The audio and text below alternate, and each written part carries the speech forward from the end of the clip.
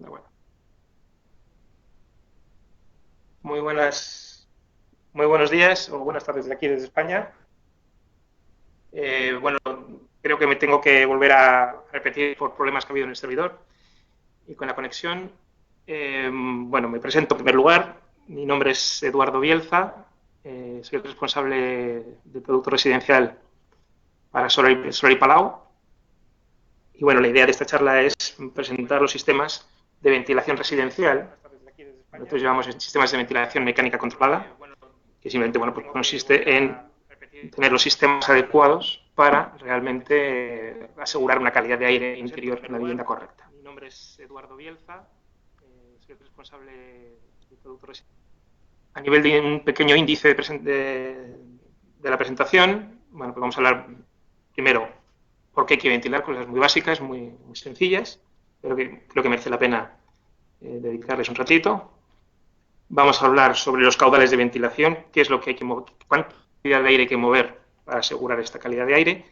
Esto está muy ligado a las normativas de cada país, que entiendo que no es el caso probablemente de la mayoría de Sudamérica, pero bueno, en este caso vamos a hablar del caso español, de la normativa española.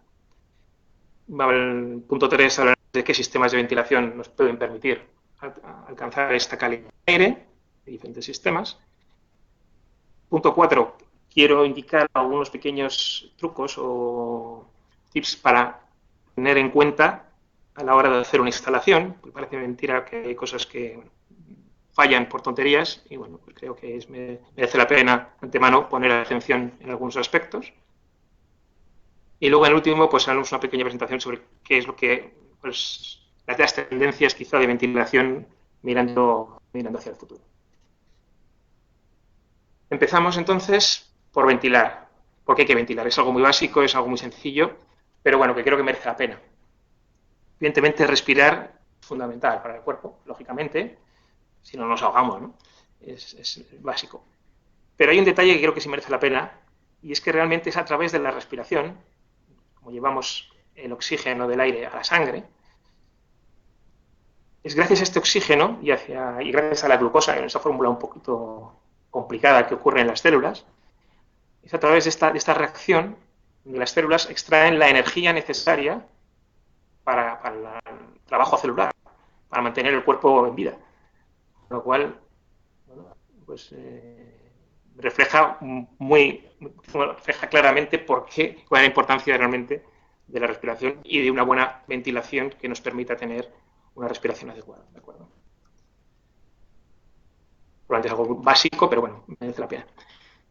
Cuando hablamos de respirar, evidentemente, estamos respirando aire y este aire viene del exterior, por supuesto.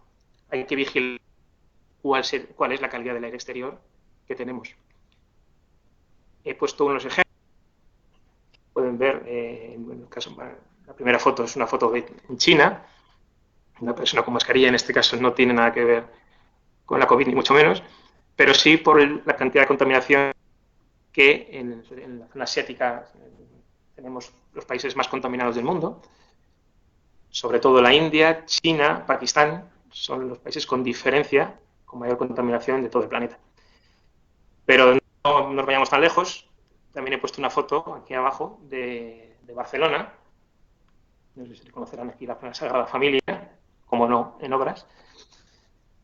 El gran problema también que sufrimos con la contaminación en ambientes urbanos. Generalmente, pues las grandes urbes pues tienen problemas de contaminación casi en todo el mundo. Y, por ejemplo, para que tengan un ejemplo más cercano, aquí tienen una foto que seguro que reconocen, de Bogotá, cómo se ve esta nube, esta niebla debida a la contaminación generada pues, por la actividad de la ciudad. Diferentes aspectos que ahora veremos, ¿de acuerdo? Así que se ve con esto que es un problema, digamos, global, es un problema general de todas las grandes ciudades sobre todo, que bueno, tenemos que poner la mayor atención posible. Extrayendo unos datos de un informe que cada año realiza una empresa que se llama IQR, una empresa suiza, pues marca la situación de la calidad del aire en todo el mundo. Y extrayendo los datos de Latinoamérica, bueno, pues he sacado los datos por país, marcando pues la concentración de un contaminante, que es, en este caso son las partículas de un tamaño igual o inferior a 2,5 micras, a la concentración de estas partículas. Y bueno, pues refleja un poco la situación de cada país. Estos datos son un poco engañosos porque realmente no son datos de todo el país, ¿de acuerdo? Aquí no todos los países participan de igual manera. Y en este caso, por ejemplo, puede haber un país, en este caso creo que era Argentina, creo que solamente tenía una ciudad que estaba realmente monitorizada. Entonces, con esos datos, pues están extrapolados para todo el país. Cosa que, por supuesto, no es verdad, es falso. Pero bueno, es una manera un poco de reflejar la situación. Se ve como los países que realmente podrían tener un problema mayor, en este caso, sobre todo serían los que están en amarillo. A partir de amarillo empieza a ser una calidad deficiente. Y ya en el caso, por ejemplo, de Chile o de Perú, pues ya tendríamos un problema un poco mayor.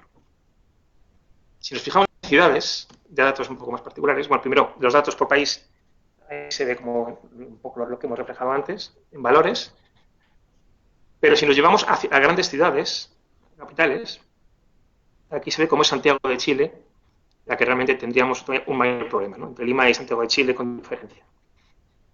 En este ejemplo, en este proyecto, en este informe, curiosamente Chile está colaborando de otra manera. Hay muchas ciudades de Chile que reportan datos, con lo cual son datos bastante más fiables que los de otros países. ¿De acuerdo?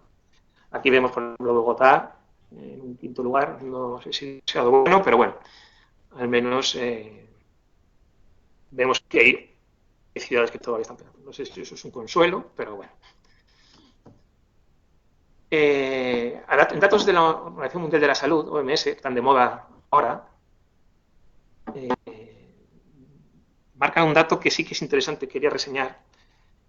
Cuando habla del 90%, no solamente de los niños, también es del planeta en general, pero sí que quería incidir en el tema de los niños. Los niños son están mucho más afectados por una mala calidad de aire que un adulto. En primer lugar, porque mueve mucho más volumen de aire, y luego, por supuesto, cuando los niños no tienen todavía su sistema inmunitario desarrollado del todo, ¿no? Con lo cual es especialmente delicado el tema de la calidad de aire cuando hay, de hecho, en muchas normativas, cuando se trata de ventilar edificios, por ejemplo, guarderías, donde hay una gran concentración de niños, el volumen de aire exigido es muchísimo mayor que en un centro para adultos, ¿de acuerdo? Entonces es muy importante tener esta idea, o esta noción al menos, de que realmente el tema infantil es particularmente delicado. Bien, estado hablando de calidad de aire exterior y antes decíamos que estamos hablando de la vivienda. Esto, ¿cómo lo relacionamos? Bueno, pues el aire exterior, que nos encontramos más o menos contaminado puede ser por las calefacciones, puede ser por las industrias, puede ser por las emisiones de los coches. Este aire total se contamina. Ya, de hecho, pues las ciudades, los países tienen sus planes para controlar esta contaminación. Se acaba introduciendo la vivienda, por supuesto.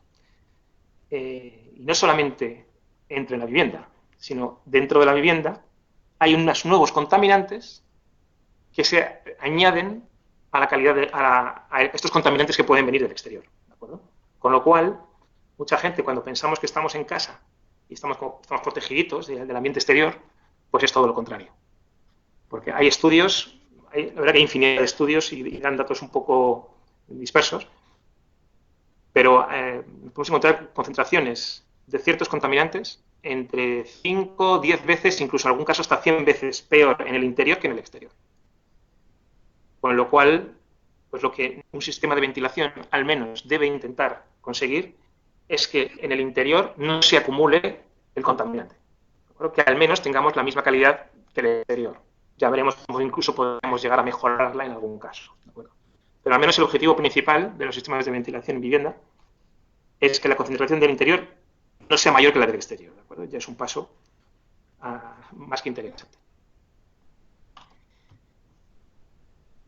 ¿Qué problemas podemos encontrar en una vivienda? Bueno, pues aquí puesto gráficamente algunas cosas muy claras, ¿no? En primer lugar, pues vemos el CO2.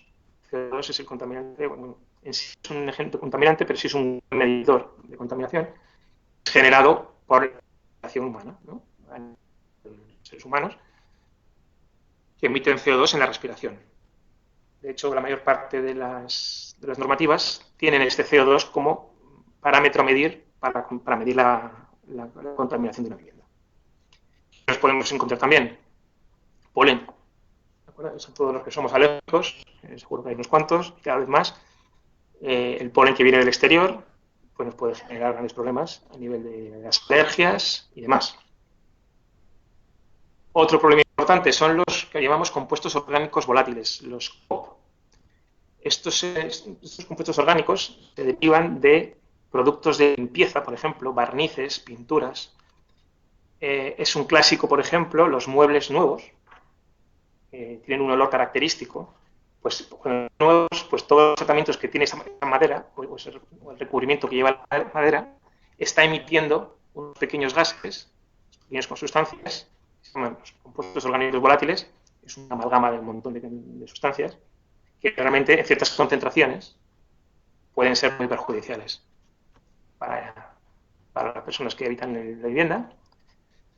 Algo también muy clásico, estoy seguro que todos hemos visto alguna vez una vivienda con este tipo de mohos, de humedades. Esto es un poco el reflejo que cuando hablamos de una ventilación, de calidad de aire interior, no solamente nos estamos fijando en el ocupante, en las personas que ocupan la vivienda, también nos tenemos que fijar en el edificio. Un edificio, lo que llaman el síndrome de edificio enfermo, es que realmente un edificio puede sufrir realmente y mucho una mala calidad de aire. ¿De acuerdo? Típico, cuando hay mucha humedad, debe haber condensaciones y de hecho se producen mohos. Si esto se quedara mucho tiempo, incluso hay ciertas paredes que pueden llegar a perder su resistencia y venirse abajo. En casas antiguas que problemas de este tipo, se llega a ver que hemos visto casos así. Y luego algo tan fácil, tan obvio y tan fácilmente, ¿no?, percibible, pues son los olores. Hay olores que a veces son buenos, porque muchas veces los mismos perfumes que se utilizan para la vivienda, aunque puedan oler bien, en muchos casos no son sustancias muy positivas para el organismo, ¿no? Pero bueno, hay olores directamente no son particularmente agradables, que también hay que evitar que se acumulen en la vivienda, y un sistema de ventilación pues debería permitir quitarlos. Perdón.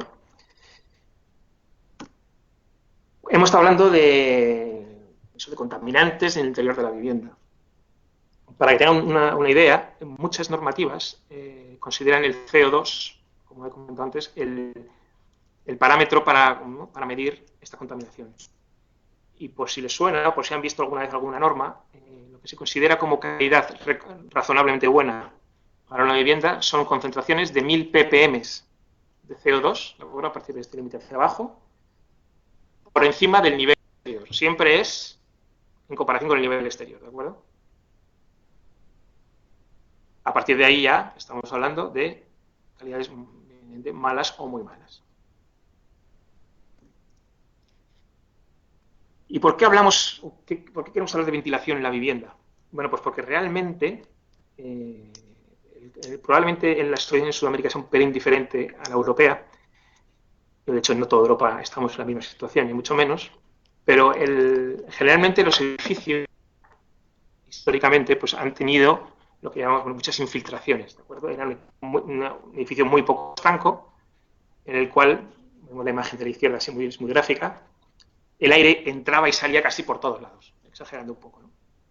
De esa manera, el edificio ya respiraba, ya se ventilaba, de una manera deficiente, de una manera incorrecta, probablemente con mucho gasto energético, pero bueno, a nivel de calidad del interior, digamos que era razonable.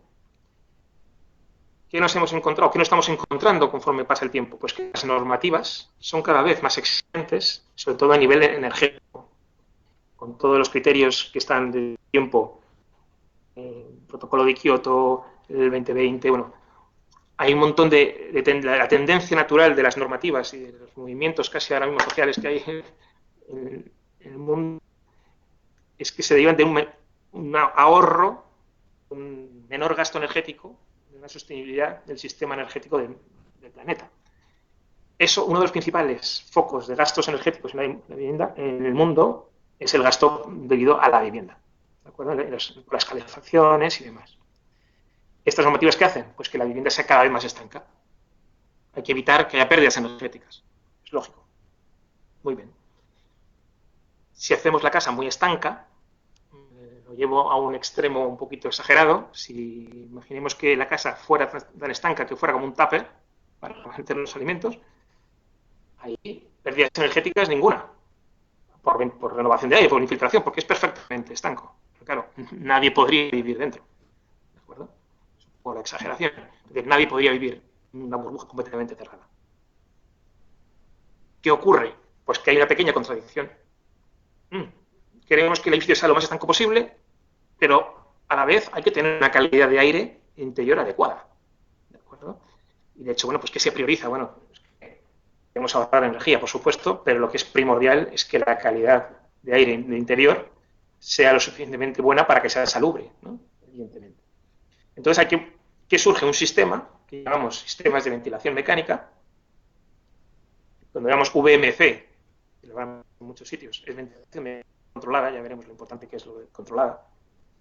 De esta manera conseguimos que la casa esté muy estanca, pero que tenga un mínimo de ventilación por los sitios donde queremos que se ventile para asegurar esta calidad de aire. ¿De acuerdo? Bien. Hablando de caudales, ¿cómo hay que ventilar la vivienda? Aquí sí que me meto, bueno, es un tema complicado, más que nada porque depende muchísimo de cada país y de las normativas de cada país. En Europa hay muchos países que tienen normativas diferentes. El principio puede ser el mismo, pero cada uno ventila de una manera un poco diferente. Y en Sudamérica el caso me imagino que será igual. Creo que no hay muchas normas que marquen caudales de ventilación. Pero bueno, al menos vamos a hablar del caso español, que bueno, ya desde el 2006 es obligatorio los sistemas de ventilación mecánica y ha tenido una cierta evolución. Entonces, bueno, podemos ver, ya tenemos cierta experiencia, digamos, en el tema de la ventilación, mucho menos que otros países, también es verdad. Pero vamos, podemos apoyarnos en esto para un poco marcar en qué consiste un sistema de ventilación. ¿Qué es lo que dicen las normas? Pues lo que hay que hacer es un sistema que se llama por barrido, es decir, que el aire entra por unas zonas en la vivienda y se extrae por otras. ¿De acuerdo? ¿Cuál es el objetivo? Es que el aire entre por las zonas que llamamos secas, o zonas de habitación, que son los salones, el comedor y los dormitorios, y que el aire se extraiga por la cocina y por los baños, por las zonas húmedas. De esa manera se genera un barrido en la vivienda. ¿De acuerdo? ¿Por qué se hace así? Bueno, pues porque como estamos extrayendo en el baño y en la cocina, de esta manera, el contaminante, que son las zonas más contaminadas, ¿no? Tanto el cuarto como la cocina, el cuarto baño como la cocina, de esa manera los contaminantes no salen de esta sala, porque este punto está en depresión. ¿De acuerdo? De esta manera el aire entra, por las salas que vamos a explicar, entra en el cuarto de baño y aquí ya se extraen al exterior. De esta manera nunca nada del cuarto de baño va a salir, porque, insisto, este cuarto estará en depresión. ¿De acuerdo? Es un sistema que llamamos por barrido. Y a nivel de caudales, en este caso, la normativa española te marca una necesidad de entrada de aire, de caudal de aire entrante en la vivienda, en este caso por lo que hemos dicho, por los locales secos, y un caudal de extracción en las zonas húmedas. ¿Qué hay que hacer? Pues bueno, calculamos uno, calculamos el otro, ahora lo veremos cómo, y se escogerá el más desfavorable, para que de esta manera cumplamos con los dos, y subiremos el que es más pequeño para que estén siempre equilibrados. ¿De acuerdo? Un pequeño ejemplo muy rápido. En este caso en España se marca en función del tipo de vivienda, si es un estudio, un dormitorio, dos dormitorios o 3 o más dormitorios. Vamos a poner, por ejemplo, que sean 3 o más dormitorios. Por ejemplo. Tenemos 3 dormitorios, por ejemplo. ¿Qué nos pide entonces la normativa? En azul marco el caudal de aire entrante, ¿de acuerdo? Que tiene que entrar en la vivienda. En el dormitorio principal, 8 litros segundo, y en el resto de dormitorios 4. Con lo cual tendría 8 más 4, que serían los otros, 16 litros segundo. Más en la sala de estar, que tenemos una sala de estar que es lo mismo, 10. ¿De acuerdo? Pues tendríamos 26 litros segundo. Muy bien, eso es lo que la normativa me obliga, a que tiene que entrar al menos en la vivienda 26 litros segundo. Vamos a los locales húmedos. Pongamos que tengamos 2 baños y una cocina. Pues nos dice, locales húmedos, mínimo por local. Tenemos 3 locales, ¿no? 2 baños y una cocina. Pues mínimo 8, 3 por 8, 24. Bien. Pero también me dice que en total de la vivienda tiene que haber un mínimo de 33. Vale, pues entonces cogemos cuál es el más grande de todos. Pues son estos 33 segundos, ¿no? Entonces, ¿qué tendremos que hacer? Ventilar, extraer 33 litros segundo y aportar 33 litros segundo. Ya veremos, repartiremos este aire de más que tenemos que introducir por las habitaciones para que siempre el sistema esté equilibrado. ¿De acuerdo? No me quiero meter mucho más porque entiendo que cada normativa será diferente. Pero bueno, un poco para explicarles la necesidad de calcular primero por un lado el aire de entrada, por un lado el aire de salida y equilibrarlos. ¿De acuerdo? Muy bien. Hemos hablado de qué tipo de sistema, o qué, no qué tipo de sistema, perdón, qué es lo que hay que hacer, qué tipo de ventilación por barrido y con qué caudales. Ahora vamos a ver qué sistemas tenemos para poder cumplir con esto. Bueno, pues en primer lugar, y el más sencillo, tendríamos un sistema que llamamos de simple flujo. ¿Por qué simple flujo? Bueno, pues porque simplemente hay un ventilador que está extrayendo el aire. Entonces, hay solamente un flujo, una dirección de flujo de aire mecánico, ¿no? En este tenemos una casa en la cual pues, un ventilador, que es este elemento, en el falso techo, por ejemplo, de un baño. Esto podría estar situado pues, donde consideremos, si tenemos un local técnico, si tenemos una guardilla, depende de cada vivienda. Y lo que vamos a hacer es una red de conductos que vaya a cada punto húmedo. ¿De acuerdo? En este caso, pues aquí un baño, aquí otro, aquí no, existe un aseo, un baño, la cocina y aquí un pequeño lavadero. Bueno, pues en este caso llevamos una red de conductos para extraer en estas zonas húmedas que hemos dicho, que nos obliga la normativa, y este ventilador pues lo va a expulsar a la calle. ¿De acuerdo? Generalmente las normativas suelen exigir que la extracción se haga por la cubierta del edificio. ¿De acuerdo? No se suele permitir extraer en fachada.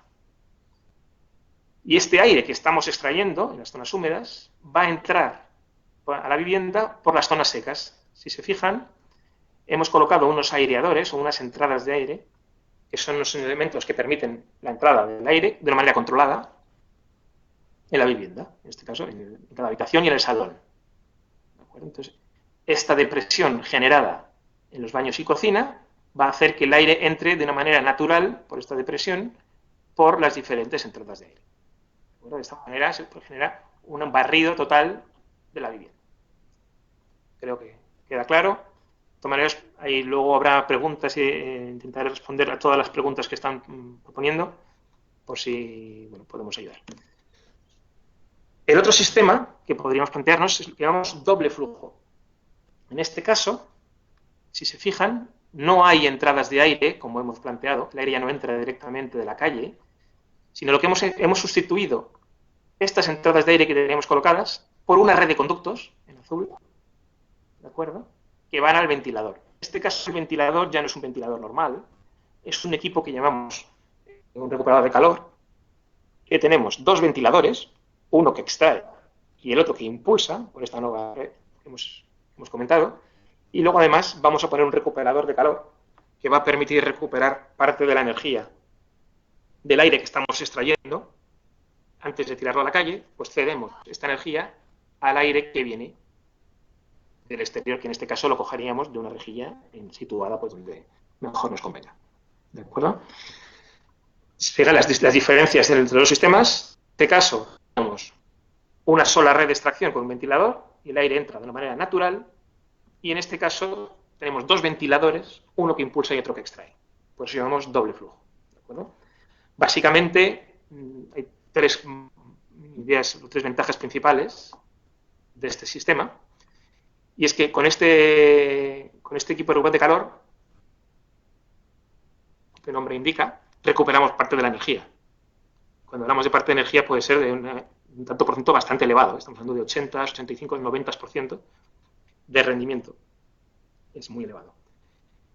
No solamente hay un ahorro de energía, también hay un aumento del confort acústico de la vivienda. ¿Por qué confort acústico? Bueno, porque en este caso, en la solución anterior, estas entradas de aire dan contacto a la calle. Y en función de dónde esté situado este proyecto, podemos estar cerca de una autopista, podemos estar cerca, exagerado, de un aeropuerto, hay un ruido que se acabaría colando dentro de la vivienda. ¿De acuerdo? En esta solución, al eliminar las entradas de aire, lo que hacemos es que ganamos en el confort acústico del interior de la vivienda. Y luego no solamente eso, sino tendríamos una tercera gran ventaja, y es que en esta solución el equipo puede disponer de un filtro de aire. En este caso, el aire exterior tiene una filtración que puede ser más importante, y entonces estaremos introduciendo en la vivienda un aire más limpio, un poco más limpio, del que hay en el exterior, del que entraría con entradas directas. ¿De acuerdo? Pues son las grandes ventajas de un sistema de este tipo. Luego iremos comentando alguna cosita. Una instalación, bueno, de simple flujo, ya lo hemos comentado. Esto es un ejemplo para que vean un ventilador cómo podría ser. ¿De acuerdo? Hay diferentes modelos para soluciones individuales o equipos colectivos, edificios colectivos. Y luego también otro tipo de ventilador que probablemente conozcan bien, que es como es Inline TD. También se utiliza mucho para este tipo de soluciones. Podemos colocar en vertical, en horizontal, justo en el remate de la chimenea, como ven aquí. Y de esta manera pues estaríamos ventilando perfectamente una vivienda o dos, bueno, en función del equipo que sea, del caudal que mueva, podríamos ventilar perfectamente serie de viviendas, tal como hemos comentado anteriormente. En este caso eran soluciones individuales, como han visto, pero también podemos ir a soluciones colectivas. En este caso, la instalación, digamos, interior de la vivienda es la misma, lo único que lo que haríamos es recoger todos estos aires que estamos extrayendo de baños y cocina a través de una serie de conductos hacia la cubierta. Como ya hemos dicho antes, la mayor parte de las normativas exigen una extracción por cubierta. ¿De acuerdo? Bien, pues disponemos también de una gama bastante amplia, que ya conocen bien, en este caso de tejados que irían por cada vertical, o no hace falta, o si podemos poner una caja que englobe, que pueda recoger diferentes verticales, pues también es una solución perfectamente válida. Pero vamos, en este caso lo único que cambia es el tema de conductos, porque realmente la solución interior de la vivienda es la misma. La circulación del aire dentro de la vivienda siempre es igual, lo único que, bueno, pues cambia la manera de vehicular este aire a través de un ventilador. En este caso, tejado o caja o como fuera. Bien, dentro de estos sistemas también podemos diferenciar otros dos subsistemas, digamos, dentro de esta idea. Podemos hablar de sistemas que llamamos de extracción autorregulable. Este término no es muy correcto, a mí no me gusta mucho, pero bueno, es el que se utiliza. Son sistemas que llamamos de caudal constante. Obviamente, el aire que estamos extrayendo dentro de la vivienda es siempre el mismo. ¿De acuerdo? Un sistema de este tipo pues es una boca como esta, que tiene un sistema regulador en su interior, en el cual se va, no sé si con el delay que hay en la emisión se va a ver bien. Estas bocas, cuando notan una presión determinada, bueno, pues la compuerta se sitúa en un punto determinado. Si hubiera mucha presión, si esta presión aumenta, como no queremos aumentar el caudal, porque estos son sistemas de caudal constante, las bocas mueven siempre el mismo caudal. ¿Por qué hace este sistema? Lo que hace es que esta compuerta se levanta para compensar el efecto de esta mayor presión, ¿de acuerdo? Para mantener siempre caudal constante. ¿Cuál es el objetivo de todo esto? Bueno, este sistema de regulación o de autorregulación lo encontramos en bocas, como por ejemplo en este modelo, el Barjota, o incluso, hay veces que este diseño de rejillas pues, puede gustar más o menos, lo que puede poner son rejillas más estéticas, la que queramos, la que le guste más al proyectista, y poner este sistema regulador que regula el paso de aire en un elemento de conducto. Entonces pondríamos este elemento regulador en el conducto y podríamos poner la rejilla que nos diera la gana. Podría ser en impulsión, incluso en extracción. Eso ya como se quiera. ¿Por qué hacemos esto? ¿Por qué hacemos un sistema de este tipo? De cabal constante de esta manera. Pues porque nos podemos encontrar en una instalación colectiva, antes que la que hemos visto, ¿no?, el edificio, hemos extraído lo que es solamente la red. ¿De acuerdo? Entonces podríamos tener un ventilador en cubierta, de la forma que sea, y que a través de una red de conductos ventiláramos un montón de viviendas. ¿De acuerdo? En este caso, pongamos, en este caso son 5, una por planta, por ejemplo, ¿de acuerdo? 2 baños y cocina. Claro, con esta disposición, ¿qué nos encontramos? Que podemos tener una boca de extracción muy cerca del ventilador, esta está muy cerca, en cambio podemos tener una muy lejos. ¿De acuerdo? ¿Qué pasa con este ventilador? Bueno, tiene que dar presión para que llegue, ¿no?, para poder ventilar de todas las bocas. ¿Qué va a pasar? Que para que a esta boca le llegue una presión adecuada, lo más probable es que esta boca tenga demasiada presión. Entonces, si no pusiéramos un elemento que regulara, estaríamos extrayendo muchísimo aire. Si pusiéramos una boca fija, una rejilla normal, muchísimo aire se extraería por aquí, porque estamos muy cerca del ventilador, hay mucha presión aquí. ¿De acuerdo? ¿Qué conseguimos con el sistema que hemos visto antes? Que estas bocas, este sistema, si detecta mucha presión, esta compuerta se va a levantar, va a reducir esta sección de paso para que nunca pase más caudal del ¿de acuerdo? Eso es algo inteligente y que este tipo de edificios colectivos es realmente básico, porque no me veo yo un instalador regulando cada boca de una instalación que puede ser, pues, bastante compleja y con un gran número de extracción, ¿de acuerdo? Por eso es importante esta noción de autorregulación para dar siempre un cabal constante.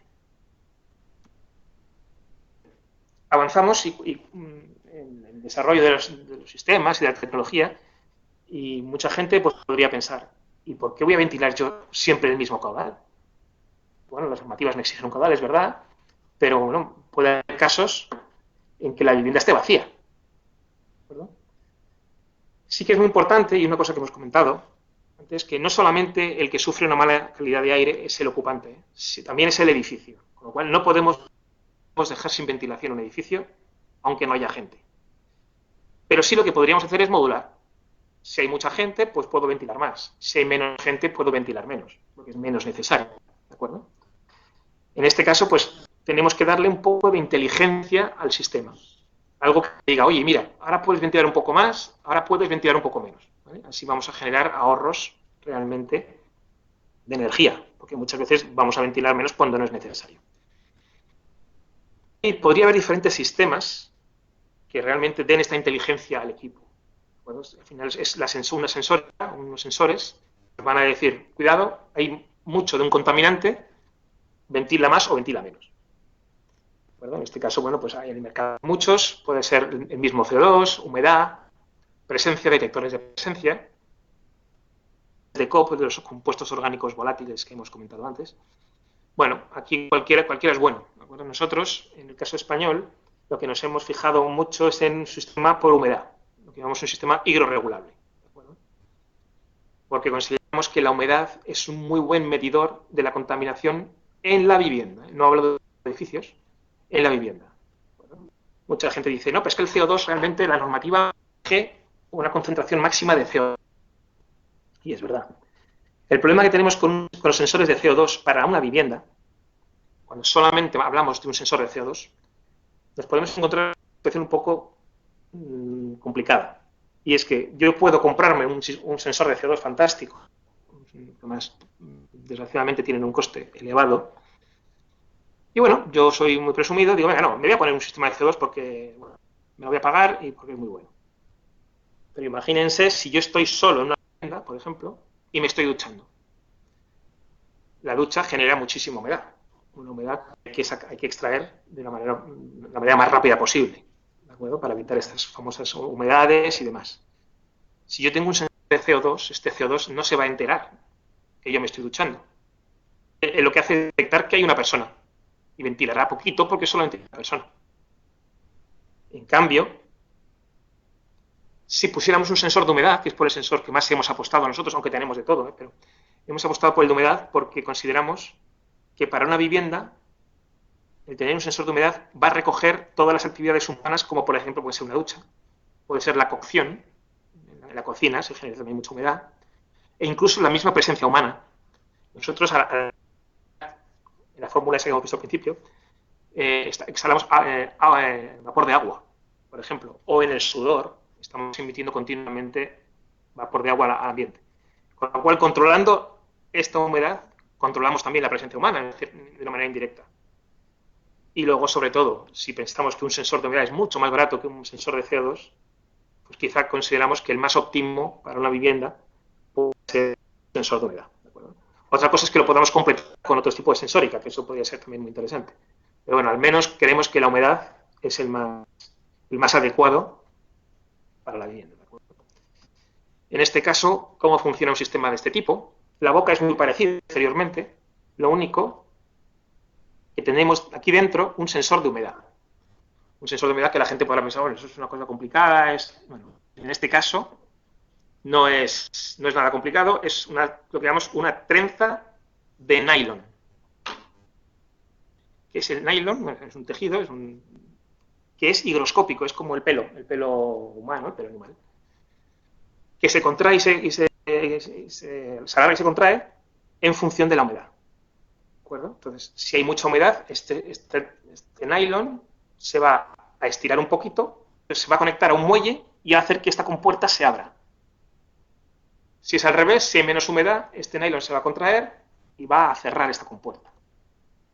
De esta manera, pues si hay mucha humedad, va a ventilar más. Y si hay poca humedad, va a ventilar menos. ¿De acuerdo?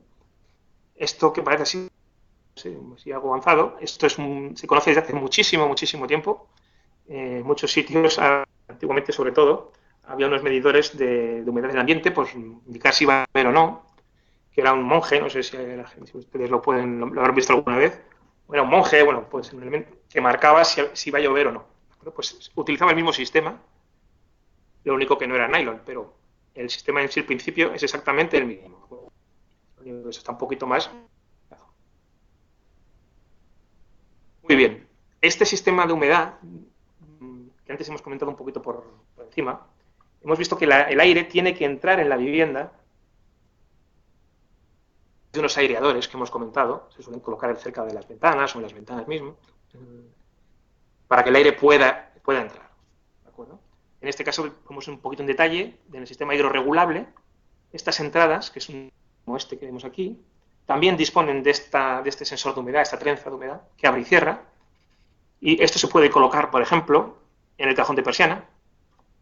Ahora mismo desconozco si es muy utilizado el cajón de persiana por allí, pero bueno, en este caso en el cajón de persiana, este es en la parte exterior, este es en el interior. Al poner este elemento con su altura en el capi alzado, en la persiana, el aire exterior va a entrar por donde cae la persiana y dentro del cajón va a introducirse en la vivienda. ¿De acuerdo? Esta es la solución quizá más típica, si realmente tenemos este cajón. Si no, podemos ir al perfil de la ventana. ¿De acuerdo? En el exterior, si se fijan, esta rejilla exterior se colocaría en la parte exterior,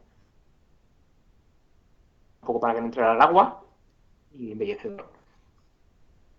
Y en la parte está un poquito más grande en el interior, ¿de acuerdo? Entonces el aire, aquí habría que perforar este perfil de la ventana. Esto hay muchos ventaneros que no les hace mucha gracia esta solución, porque es verdad que hay que perforar el perfil, pero bueno.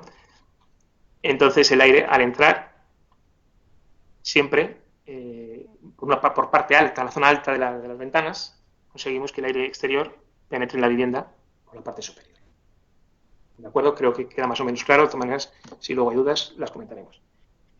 Y antes, bueno, ya por último de todos los sistemas, y ya hemos comentado bastante, tampoco quiero ser muy pesado, en lo que hablamos del recuperador de calor. En este caso, el recuperador, lo que hemos visto es que se producen unos rendimientos elevadísimos de energía. Antes hemos dicho 70, 80, 90%. Para que se hagan una idea de lo que esto supone, un 90% de ahorro significa que si en el exterior tuviéramos 0 grados, es una zona fría, y tuviéramos 20 en el interior, que puede ser un caso más o menos normal, con este tendríamos un aire que pasaría por aquí, ¿de acuerdo? Y un aire a 20 grados que viene de la vivienda, de los baños y de la cocina. Bueno, pues aquí se produce un intercambio, el aire de estos 20 grados se cede esta energía al aire de la calle, que viene a 0 grados, y conseguiríamos impulsarlo en torno a 18 grados. Fíjense que esto es un dato bastante elevado, ¿eh? En vez de introducir el aire a 0 grados, como entraría en un sistema tradicional de simple flujo, lo estamos introduciendo a 18. Con lo cual, aparte del ahorro energético, claro, ya es un sistema también que aporta muchísimo confort. Porque no es lo mismo que el aire entre en 0 grados que a 18, ¿de acuerdo? Aunque estamos hablando de volúmenes pequeños, la sensación de confort es notablemente superior. ¿Qué soluciones podemos encontrar en nuestro catálogo? Bueno, tenemos una gama de recuperadores enorme. En este caso, pues he seleccionado unos cuantos. No quiero entrar en detalle del producto como tal, simplemente voy a indicarles que hay modelos verticales.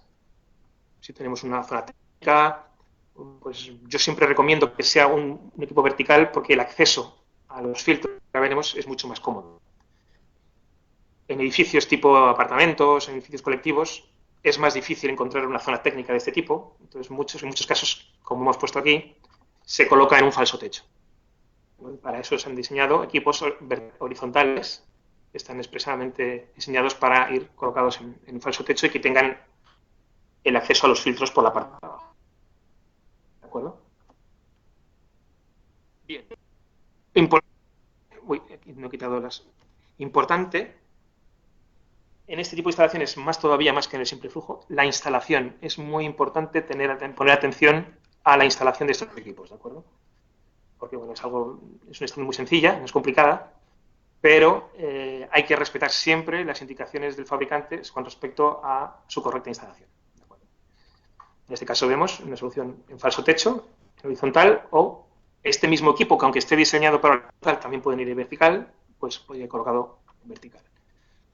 Este equipo en particular, bueno, pues he puesto esta imagen porque es curiosa, es un equipo tan estrechito que puede ir colocado en la pared técnica de un baño de estos que tienen la cisterna en la pared. Bueno, pues está pensado para poderse instalar en este tipo de pared. Pero bueno, no quiero entrar mucho en el detalle de producto como tal, más que en el sistema. Y a nivel colectivo, como antes hemos comentado, pues pasa lo mismo. Podemos un sistema de recuperación de calor de una manera colectiva. Como hemos dicho antes, la instalación sería más o menos la misma. Lo único que recogemos los aires a través de conductos y nos lo llevaríamos a un equipo que tendríamos situado en cubierta, ¿no? En este caso sí que hay un detalle muy importante, y es que esta red de conductos que van por el exterior están llevando aire caliente, aire de las viviendas a 20 grados, que queremos recuperar aquí, por supuesto. Lo que tenemos que evitar es que esta energía se pierda por el camino. Con lo cual, todo equipo que se pueda tener unas pérdidas energéticas tendrá que ir aislado térmicamente. Por supuesto, la parte exterior, y luego probablemente en algún patinillo que consideremos que pueda haber pérdidas energéticas importantes, también deberá ir aislado térmicamente. ¿De acuerdo? A nivel de, por ejemplo, no como este. La serie CADB también tenemos una gama enorme, pero bueno, ahí pueden ser verticales, horizontales, con todo tipo de control posible, pero bueno, es una solución también más que posible, es muy interesante por una parte, tiene una parte, voy a contarle, pero un segundito para explicarles, tiene una ventaja importante, y es sobre todo el tema de mantenimientos. Estos equipos exigen mantenimiento, sobre todo el tema de cambio de filtros. Entonces, en este caso, el equipo está colocado, tenemos un solo equipo o unos pocos equipos en cubierta, con lo cual el acceso al mantenimiento es mucho más fácil. Pero en cambio tiene una parte negativa, y es que cuando estamos ventilando muchas viviendas, ¿de acuerdo? Y estamos recuperando calor de muchas viviendas, nos podemos llegar a una situación un poco extraña. Imagínense que en este edificio, bueno, pues aquí tenemos una persona que está viviendo aquí y que le gusta tener su casa muy caliente, porque no quiere pasar frío en invierno, y a 26 grados, por ejemplo. Pero en cambio el de aquí es todo lo contrario. Este es una persona que mira mucho por el consumo energético Y yo no, mi casa la quiero tener a 18 grados. Porque le da la gana, es su casa. Muy bien, ¿qué va a pasar con un sistema de este tipo? Que aire a 28 grados se va a juntar con aire a 18. Va a hacer un mejunje de aires y vamos a tener una temperatura media de 22, por ejemplo, o lo que sea, o 23. Aquí se va a producir una recuperación de estos 23 grados. Imaginemos que mejor estamos impulsando a 20, por ejemplo. ¿Vale? Entonces, ¿qué va a pasar? Estamos impulsando 20 grados y una casa, una persona que tiene sus 16 grados, le estamos impulsando a 20. O sea, estamos enfriando un poco de más, quizás. Cuando a este señor, que tenía su casa a 18 grados, le estamos impulsando 20. Quizá no tiene mucho sentido. Entonces, a nivel de recuperación de calor, digamos, es verdad que muchas veces por el tipo de... bueno, eso depende un poco de cada caso, pues puede ser interesante o no. Bien. Hemos hablado de sistemas, hemos hablado de muchas cosas, pero hay un tema que nosotros cada vez queremos hacer más hincapié, es que en los sistemas de ventilación controlada no solamente nos tenemos que en el equipo, no, queremos hablar de un sistema completo. ¿De acuerdo?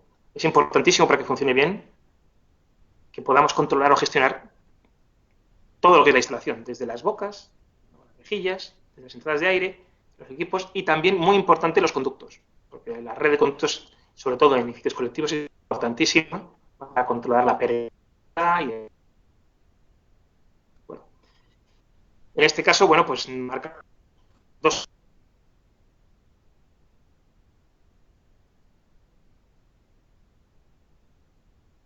para que sepan de distribución. Y luego hay una solución que se está poniendo más de moda, que es lo que llamamos la distribución. Una vez en estrella, si se fijan, del equipo va a un... Esto es un flujo, pero puede ser un simple flujo. No es. Este conducto general llega a un colector, que llamamos, o un plenum, del cual salen muchas derivaciones de conducto. ¿De acuerdo? Este conducto, el que se suele utilizar, es de este tipo, es un tipo corrugado, que nosotros llamamos flexible, que tiene una gran ventaja y es que se monta, la instalación es muy, muy cómoda, es muy rápida, y lo que también nos permite es equilibrar la red. De esta manera podemos hacer que las bocas tengan casi todas la misma presión en cada una de ellas. De esta manera la red es más equilibrada y de hecho incluso podemos llegar hasta evitarnos esos famosos reguladores que hemos hablado en el principio del autorregulable, ¿de acuerdo? Podría ser posible en función de cada caso. ¿Por qué este sistema que se está poniendo tan de moda en España y en otros países? Pero bueno, pues porque cuando hablamos de conducto flexible, no sé si se ve bien, he marcado unas instalaciones hechas con producto nuestro, en este caso, para que vean que no tiene que ver ni con competencia ni con nada. Instalaciones que han hecho instaladores, que nos han comprado el material, y fíjense qué tipo de instalación más desastre, más chapucera, con un conducto que llamamos flexible, en este caso flexible aislado, ¿de acuerdo? Acá, aislado. Bueno, podrán entender que esto es una locura. Esto es un desastre, que están estrangulados, hay codos innecesarios, es terrible. A nivel de pérdidas de carga, no tiene ningún sentido. Bueno, esto es una exageración evidentemente, pero son casos reales, pero que pueden llegar a ocurrir. ¿De acuerdo? Este tipo de conducto permite estos procesos, digamos. ¿Qué pasa con un conducto como el que hemos comentado antes, que llamamos semiflexible, ¿de acuerdo? Este corrugado. Pues que las instalaciones son muchísimo más limpias. El montaje es prácticamente igual de rápido, porque también es flexible, se venden rollos y se instala de manera muy rápida, muy sencilla. Y la gran ventaja es que no se estrangulan, son rígidos, son suficientemente rígidos para que no pase como flexible, que hemos visto anteriormente, que se puede perfectamente, ¿de acuerdo? Y cuando un conducto se aplasta o tiene mucha pérdida de carga, ¿qué ocurre? Que no pasa aire por ese conducto. Y si no pasa aire, no hay ventilación. Y eso es lo que exactamente no queremos. Así que, bueno, pues por eso un poco está he puesto esta diapositiva porque sí me interesaba indicar que realmente hay muchos sistemas de distribución de aire, pero que unos tienen sus ventajas y en este caso nosotros estamos apostando mucho por ese tipo de conducto, porque con el flexible nos estamos encontrando con bastantes problemas en obra. Bueno, de hecho, es que en España la normativa no permite hacer una red con flexible en su totalidad, porque se sabe que genera muchos problemas. Pero bueno, sí. Como resumen de estos sistemas de ventilación, he hecho un cuadro que quizás es un poquito arriesgado, porque a veces corremos el riesgo de apoyar uno más que otro, no era mi intención. Simplemente, bueno, pues marcar un poco cuáles son los puntos fuertes de cada uno. ¿De no me quiero enrollar demasiado porque vamos un poquito mal de tiempo, pero bueno, yo les dejo para poder hacer la presentación, podrán consultarlo, ¿de acuerdo? Evidentemente, a nivel de ahorro energético, el aislamiento acústico, lo que hemos dicho, las grandes ventajas que tiene el doble flujo es fundamental. Quizá el sistema hidrorregulable es un poquito más equilibrado y el sistema autorregulable, cada constante, bueno, pues evidentemente pues menos. Por supuesto, el precio va acorde con estas prestaciones, por supuesto. El sistema auto es mucho más económico que un sistema hidro. Bueno, no quiero entrar mucho en detalle porque no vamos demasiado bien de tiempo. A nivel de lo que llamamos código de las prácticas, ¿qué cosas hay que tener en cuenta? Voy a ir más o menos rápido porque tampoco quiero entrar demasiado en detalle. Simplemente somos muy conscientes de lo que supone una ventilación. Países donde haya una certificación energética de los edificios, que ahora mismo desconozco la situación de los países en Latinoamérica, pues es fundamental la elección del sistema de ventilación para conseguir una certificación energética u otra. ¿De acuerdo? Entonces, un proyectista lo primero que tiene que hacer es en eso, por supuesto, en realmente decidir o elegir cuál es el sistema más adecuado en función de este equipo, en función de su ubicación, en función de las alturas, en función de muchas cosas. Tiene que saber discernir cuáles son las principales ventajas de cada uno de ellos. Luego otro tema importante que es pensar en el mantenimiento de los equipos. Estos equipos se tienen que mantener y hay que dejarlos preparados, las instalaciones deben estar adecuadas para simplificar estos mantenimientos. Aprovecho para, cuando hablamos de esto, simplemente decirles que en Solar y Palabras a disposición de cualquier persona que esté haciendo un proyecto para ayudarle a asesorar en todos los aspectos del proyecto, de la obra incluso, ¿de acuerdo? Con lo cual, bueno, pues, estamos a su disposición. Lo importante que comentábamos antes, el tema de los mantenimientos. Hay que hacer un mantenimiento de las instalaciones. De hecho, en este caso yo he puesto la tabla que en España se indica. Cada país será diferente, si es que existe. Y tampoco es importante ver cada cuánto tiempo. Simplemente es recordar que hay que hacer un mantenimiento, hay que hacer una limpieza de equipos, de las bocas. Bueno, hay que dejar acceso a los equipos. Bueno, diferentes puntos que es bueno que el proyectista tenga en cuenta, ¿de acuerdo? A la hora de hacer un proyecto. Y luego hay unos aspectos también importantísimos, porque esta instalación es muy sencilla, y a nivel no tiene mucha complicación, pero es una instalación un poco puñetera. Tenemos que ser muy conscientes de que cuando elegimos un sistema, calcularlo adecuadamente. El tema de cálculo de pérdidas de carga es importantísimo y es sencillo, pero es fino. Hay que prestarle atención. El aire, en este caso, como todos sabemos, va a discurrir por donde más fácil le sea. Hay que diseñar el circuito para que toda la red esté lo más equilibrada posible. ¿De acuerdo? Tenemos que pensar en que una instalación de ventilación es un ventilador que gira, que hace ruido, es un paso de aire que puede hacer ruido. Con lo cual, estemos atentos a que si consideramos que puede haber ruido, hay sistemas que permiten atenuar este ruido y que no usuario, por supuesto. Y luego que la red sea estanca, lo más estanca posible. Si luego hacemos una instalación magnífica y luego fuga por todos lados, no sirve para nada. La casa no se va a ventilar, ¿de acuerdo? Y luego cuando hablamos de pérdida,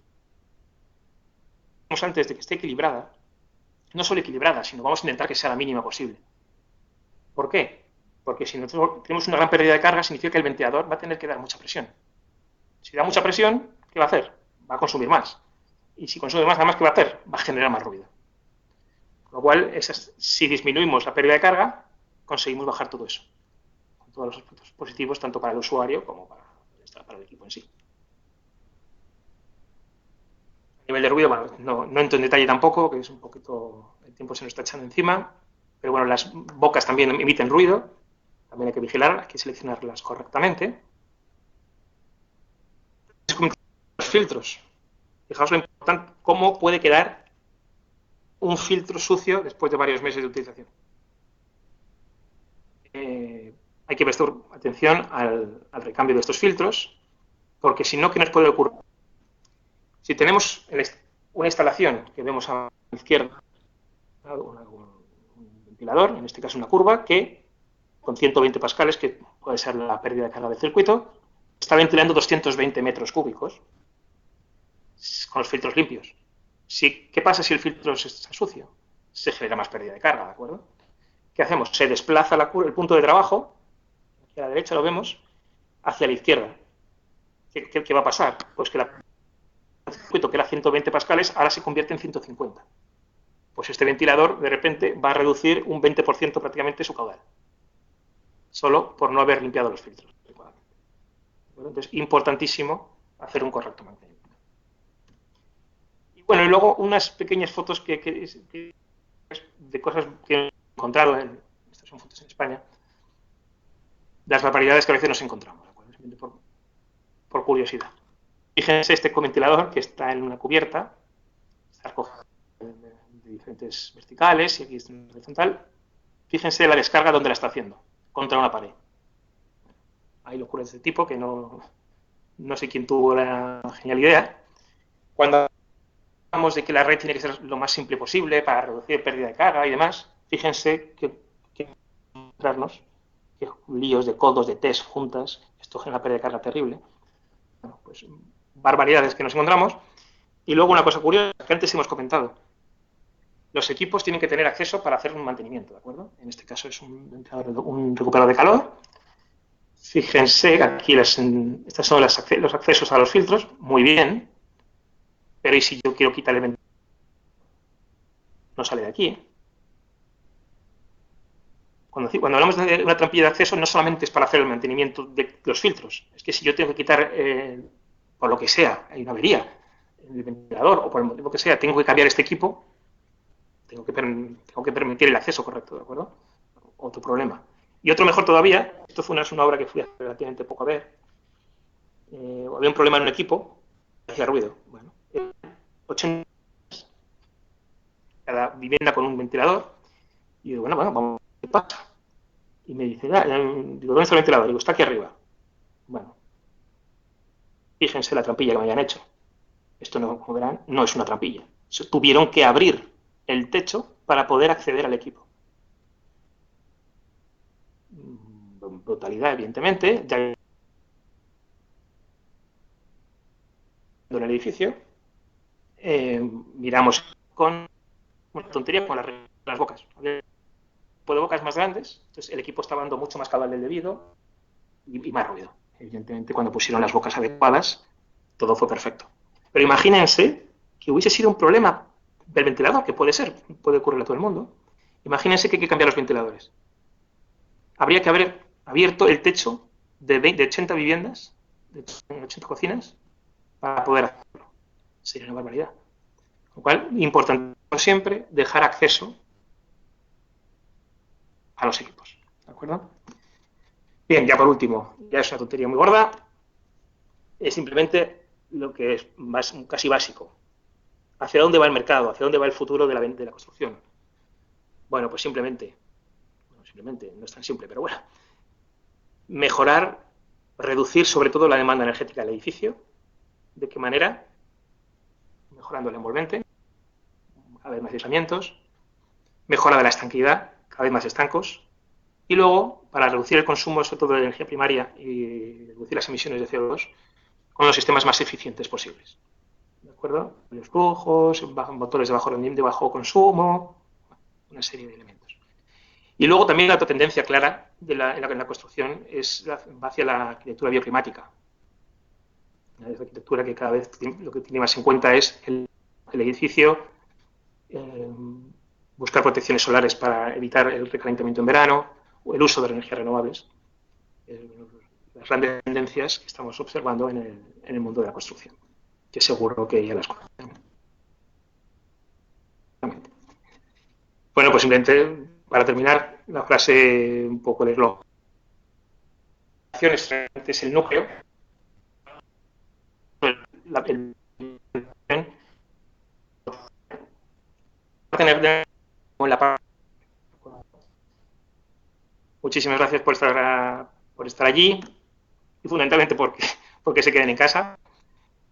Ahora abro turno de preguntas, intentaré resolver las que pueda y otra vez repito.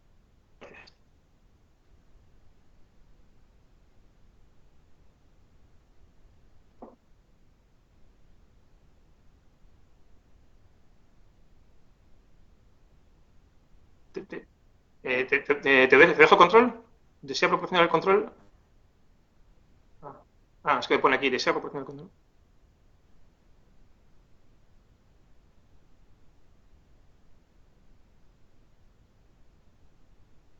Un poquito, ¿no? Quizá, pero bueno.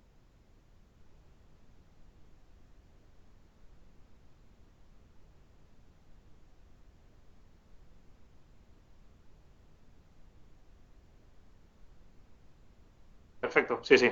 Son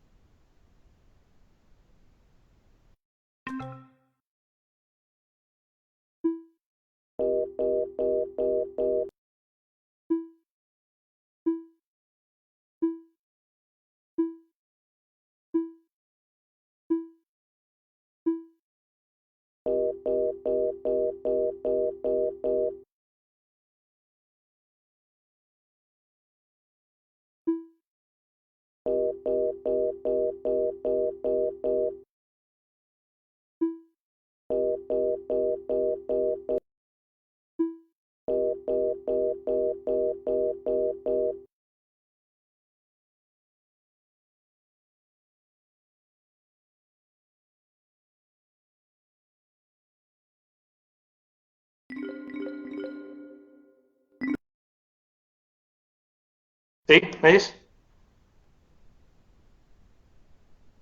Vale. Perfecto. Bueno, pues hemos recibido algunas preguntas e intentaré contestarlas a todas. Me preguntan sobre la influencia que tienen las puertas en la circulación del aire dentro de una vivienda. Y sí, la tiene, y es importante, y no lo he comentado en la charla, pero de hecho las normativas así lo indican, es necesario que la puerta tenga un paso de aire libre, incluso cuando esté cerrada, para dejar paso a esta circulación, ¿de acuerdo? Puede ser a través de una rejilla, que a veces una rejilla en la puerta pues no es particularmente bonito. Muchas veces lo que se hace es un pequeño recorte en la parte inferior de la puerta.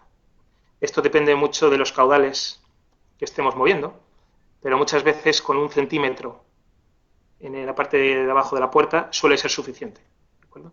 Esto depende de cada caso, pero con 1 centímetro en general, y luego contando que la puerta no se estanca del todo por el perímetro, podría ser suficiente para mover estos caudales de aire.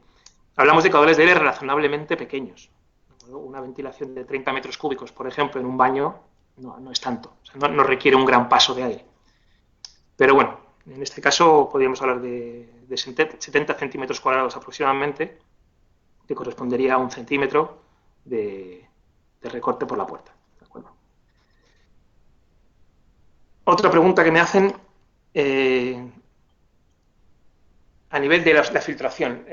Los equipos pueden llevar diferentes tipos de filtros. Generalmente el estándar con el que solemos trabajar es el clásico G4, que bueno, ahora hay una nueva norma que los clasifica de una manera un poco diferente, pero bueno, para que todo el mundo los conozca, es el G4 de toda la vida, que puede ser sustituido, sobre todo en el aire de admisión, puede ser sustituido por un M5, por un F7, y por lo general se suele quedar en F7. Hay cajas de filtros exteriores, podemos ir hasta F9, por ejemplo, pero bueno, quizás para una solución de vivienda pueda ser un poquito demasiado. Hablando porque esto genera una pérdida de carga muy importante y son equipos que tienen unas características de una dimensión muy adaptada a una vivienda que es pues un tamaño, digamos, y una potencia pequeña, ¿de acuerdo? Pero en cualquier caso se podría pensar en filtros exteriores siempre y cuando se tenga en cuenta la pérdida de carga que se genere. ¿De acuerdo? A nivel de ejemplo de balance, me piden un ejemplo de balance de flujos. Aquí no tengo nada previsto, se lo podríamos hacer llegar posteriormente. Pero en un principio, lo que antes hemos comentado en el ejemplo, estamos hablando de que en una vivienda estándar podemos hablar de 120 metros cúbicos, hablo del caso español, ¿de acuerdo? Que puede ser un poco diferente al resto, pero en el caso español hablamos de que por vivienda hay que ventilar 120 metros cúbicos por vivienda, ¿de acuerdo? Estos 120 metros cúbicos se suelen repartir en 30 metros cúbicos en los baños, por cada baño, y 60 metros cúbicos en la cocina. Para que haga una idea, en una instalación con 2 baños y una cocina, que puede ser lo más estándar, tendríamos 30 en baños y 60 en cocina. Y a nivel de impulsión de aire, como tenemos que aportar estos 120 metros cúbicos que estamos extrayendo, pues ya en función del número de dormitorios, pues lo repartiríamos de la manera que fuera, ¿de acuerdo? Podrían ser, en caso de 2 dormitorios, pues haríamos lo mismo, 30 y 30, y luego en el salón 60, por ejemplo. O si tuviéramos más dormitorios, ventilaríamos 30 en el baño principal y 15 en los dormitorios anexos, por ejemplo. Bueno, esto ya cada caso es un poco diferente, pero bueno, estamos hablando de esa orden de magnitud. Me preguntan respecto a una comparación de costos de un equipo de recuperación de calor con un equipo, por ejemplo, TD, ¿no? Aquí me quiero mojar poco porque realmente los que mejor pueden contestar a esta solución son las diferentes delegaciones. Y estoy seguro que en este caso, bueno, la persona, bien sea Laura o quien pueda ser de allí de Colombia, podrá responderle mucho mejor que yo. Evidentemente estamos hablando que una instalación completa de doble flujo contra una que no es un simple flujo, estamos hablando de algo más del doble, ¿de acuerdo? Porque razonablemente algo más del doble, porque la instalación es prácticamente el doble como tal, porque es el doble de conductos, doble de rejillas, hay otro motor, y además estamos aportando un recuperador de calor, ¿de acuerdo? Con lo cual, pero bueno, eso creo que la mejor persona que le podría indicar son la gente de la delegación para poder darle un dato un poquito más preciso, ¿de acuerdo? Y luego preguntan sobre el filtro mínimo para oficinas. Esto es otro caso difícil de contestar porque depende muchísimo de la normativa local. En este caso hemos hablado mucho de viviendas, que la normativa en España, digamos, es el código técnico. En oficinas hay otra normativa, ¿de acuerdo? Entonces, nosotros la llamamos el RIPE, que es el Reglamento de Instalaciones Térmicas en Edificios, y aquí sí que podemos encontrarnos con filtros que puedan ser F7, M5 o F7 como mínimo. Suele ser lo más utilizado, ¿de acuerdo? Pero aquí depende como todo de la normativa del país. Otra pregunta. Si un conducto colectivo interiormente no. Esta es otra pregunta muy complicada. Es si hay un conducto hecho de hormigón, de concreto, de cemento. ¿Cuál sería la pérdida de carga que se calcula? Pues esto es difícil porque realmente depende muchísimo de cómo esté hecho. El coeficiente de rugosidad de un conducto de este tipo, sinceramente no lo conozco de memoria, tendríamos que mirarlo, pero evidentemente aquí tendríamos 2 problemas con este tipo de conductos. Y es, primero, este coeficiente de rugosidad, que se podría calcular y se podría estimar, mejor dicho, pero también la suciedad que se puede acumular en este tipo de conductos. ¿De acuerdo? Porque al ser rugoso el polvo se tiende a adherir a las paredes y bueno, podríamos tener al final un problema de exceso de suciedad en un conducto de este tipo. ¿De acuerdo? Pero bueno, si merece la pena dedicarle,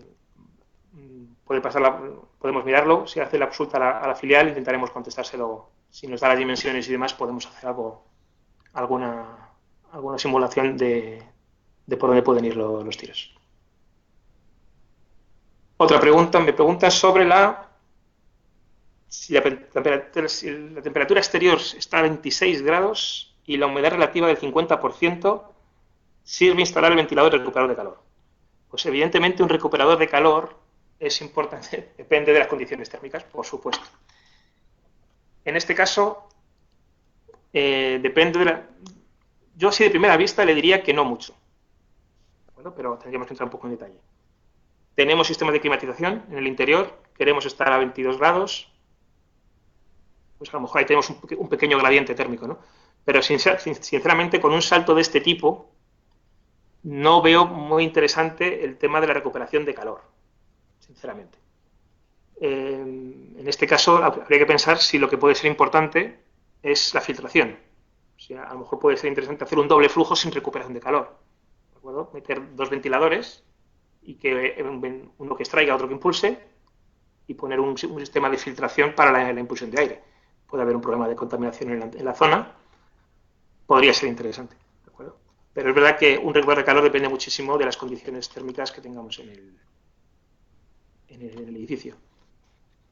Me preguntan prácticamente lo mismo de otra manera. Pues no hay un dato para que realmente, de verdad, no hay un dato real o exacto para decir a partir de cuándo un salto de temperatura es adecuado o no para hacer una recuperación de calor, ¿no? Estoy aquí en un poco cada caso. Pero realmente yo entiendo que, es que lo digo por darnos una orientación, pero no tiene por qué ser así, porque es que de hecho, cuando consideramos eficientes, eso es en función de un coste también. No todos los equipos tienen el mismo coste, ¿de acuerdo? Con lo cual, dependerá un poco de cada modelo. Pero yo entiendo que mínimo 10, 15 grados de salto térmico para que sea interesante parece lógico, ¿de acuerdo? Pero esto habría que mirar un poco cada caso por caso. Y por último me hace otra pregunta sobre... A ver, la situación general actual del mundo, ¿cómo podemos acoplar nuestros sistemas de ventilación en los hogares o oficinas usando esta protección normativa? Bueno, pues yo lo que sí percibo es que los países se están adaptando cada vez más a un sistema de ventilación. Y eso sí que es claro y lo único que, bueno, hay países que van más adelantados que otros, ¿no? Por ejemplo, nosotros tenemos mucho trato en Europa, por ejemplo, con Francia.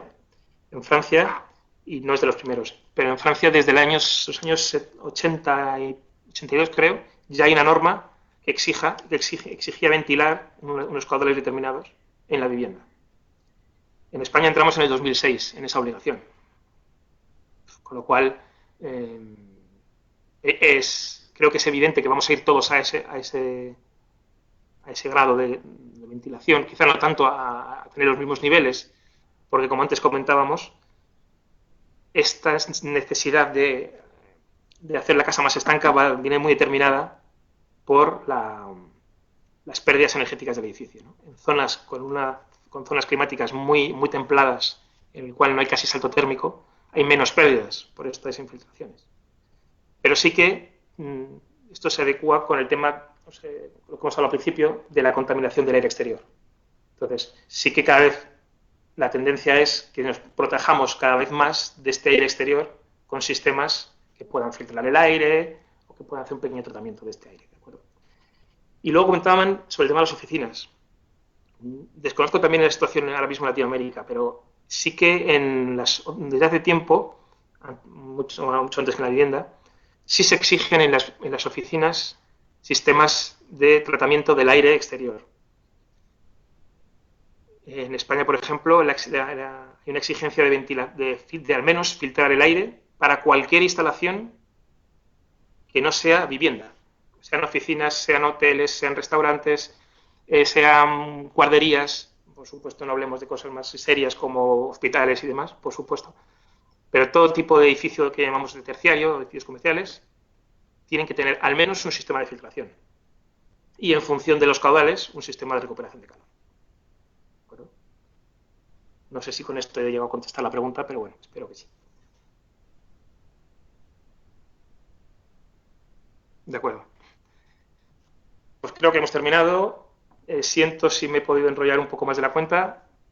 Bueno, espero que haya sido de su interés, de veras, y bueno, y deseándoles todo lo mejor. Y bueno, pues hasta la próxima. Encantado.